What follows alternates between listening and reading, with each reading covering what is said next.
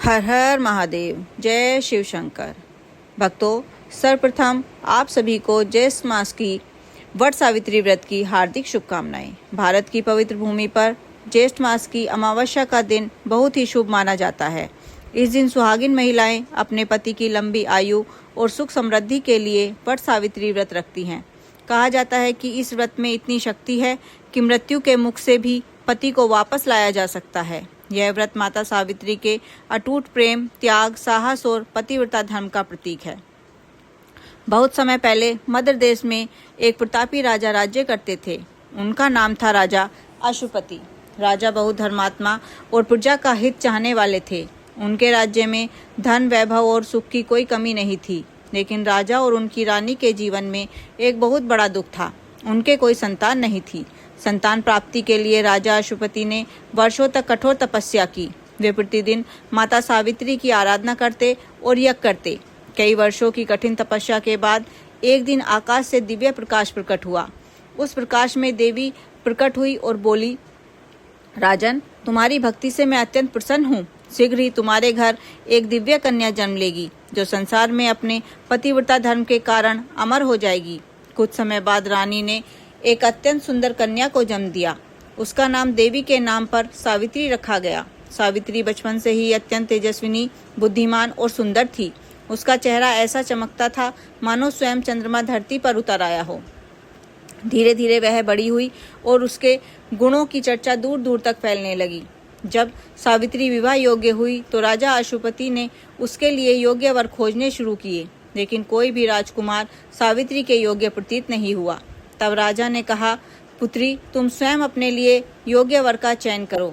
राजा की आज्ञा पाकर सावित्री रथ में बैठकर विभिन्न राज्यों और आश्रमों में गई। कई राजकुमारों को देखने के बाद एक दिन वह घने वन में पहुंची। वहां उसने एक तेजस्वी युवक को देखा जो अपने वृद्ध माता पिता की सेवा कर रहा था। उसका नाम था सत्यवान। सत्यवान अत्यंत सरल, दयालु और धर्मात्मा था। उसके पिता एक अंधे और वनवासी राजा थे, जिनका राज्य उनसे छिन चुका था। सत्यवान जंगल से लकड़ियां लाकर अपने माता पिता का पालन करता था। सत्यवान को देखते ही सावित्री का मन उसके प्रति आकर्षित हो गया। उसने मन ही मन उसे अपना पति मान लिया। कुछ दिनों बाद सावित्री महल लौटी और अपने पिता को सब कुछ बताया। उसी महल में देवऋषि नारद मुनि पधारे।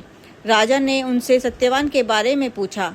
नारद मुनि कुछ क्षण मौन रहे और फिर बोले, राजन, सत्यवान गुणों का सागर है। वह वीर, धर्मात्मा और सत्यवादी है, लेकिन उसके जीवन में एक बहुत बड़ा दोष है।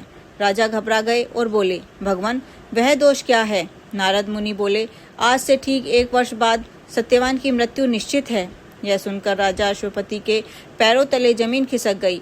उन्होंने तुरंत सावित्री को समझाया, पुत्री, तुम किसी और वर का चयन कर लो। लेकिन सावित्री ने दृढ़ स्वर में बोली, पिताश्री, आर्य कन्या जीवन में केवल एक बार पति चुनती हैं। मैंने सत्यवान को मन, वचन और कर्म से अपना पति मान लिया है। अब मैं किसी और से विवाह नहीं करूंगी। सावित्री की अटल निष्ठा देखकर राजा अशुपति मौन हो गए। अंततः सावित्री और सत्यवान का विवाह कर दिया गया। विवाह के बाद सावित्री अपने पति के साथ वन में रहने लगी। वह अपने सास ससुर की सेवा करती, पति का हर कार्य में साथ देती और अत्यंत सरल जीवन व्यतीत करती। लेकिन उसके मन में हर समय नारद मुनि की बात घूमती रहती। धीरे धीरे समय बीतता गया और वह दिन भी निकट आने लगा जब सत्यवान की आयु समाप्त होने वाली थी। जिस दिन सत्यवान की मृत्यु निश्चित थी, उससे 3 दिन पहले सावित्री ने कठोर व्रत आरंभ कर दिया। उसने अन्न और जल त्याग दिया और भगवान से अपने पति की लंबी आयु की प्रार्थना करने लगी। सास ससुर ने उसे बहुत समझाया, पुत्री, इतना कठोर व्रत मत करो। लेकिन सावित्री ने विनम्रता से कहा, माताश्री, यह मेरा धर्म है। अंततः वह भयानक दिन आ गया। सुबह सत्यवान लकड़ियां काटने जंगल जाने लगा। सावित्री ने कहा, स्वामी, आज मैं भी आपके साथ वन में चलूंगी। सत्यवान मुस्कुराए और बोले, तुम बहुत कमजोर हो गई हो, तुम विश्राम करो। लेकिन सावित्री नहीं मानी। दोनों साथ जंगल की ओर चल पड़े। वन में पक्षियों का मधुर स्वर गूंज रहा था, लेकिन सावित्री का मन भय से भरा हुआ था। सत्यवान पेड़ पर चढ़कर लकड़ियां काटने लगे। अचानक उनके सिर में तेज दर्द होने लगा। वे नीचे उतरे और बोले, सावित्री, मेरा सिर बहुत भारी हो रहा है। सावित्री ने तुरंत उन्हें अपनी गोद में लिटा लिया।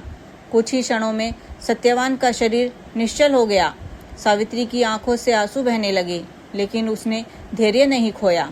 तभी वहां एक दिव्य पुरुष प्रकट हुआ। उनका शरीर काला था और हाथ में पाश था। वे थे यमराज।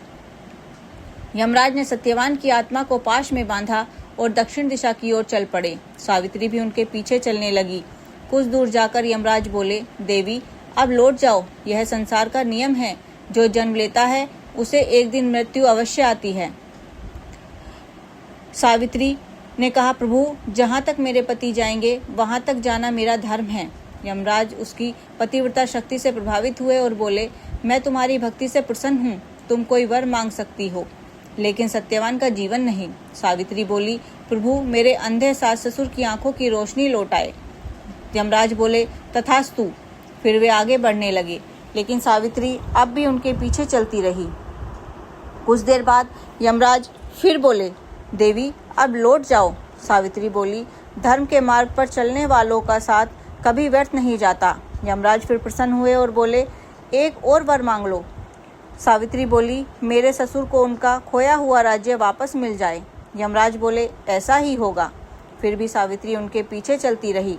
अब यमराज आश्चर्यचकित हो गए। उन्होंने कहा, सावित्री तुम्हारी निष्ठा अद्भुत है, एक अंतिम वर और मांग लो। सावित्री ने तुरंत कहा, प्रभु मुझे सत्यवान से 100 पुत्रों का आशीर्वाद दीजिए। यमराज ने बिना सोचे कह दिया, तथास्तु। लेकिन अगले ही क्षण वे ठिठक गए। उन्होंने सोचा, यदि सावित्री को सत्यवान से पुत्र प्राप्त होंगे तो सत्यवान को जीवित होना ही पड़ेगा। यमराज समझ गए कि सावित्री ने अपनी बुद्धिमानी और पतिव्रता धर्म से उन्हें पराजित कर दिया है। यमराज मुस्कुराए और बोले, देवी सावित्री तुम्हारी निष्ठा और प्रेम के आगे मृत्यु भी हार गई। मैं सत्यवान को जीवन दान देता हूँ।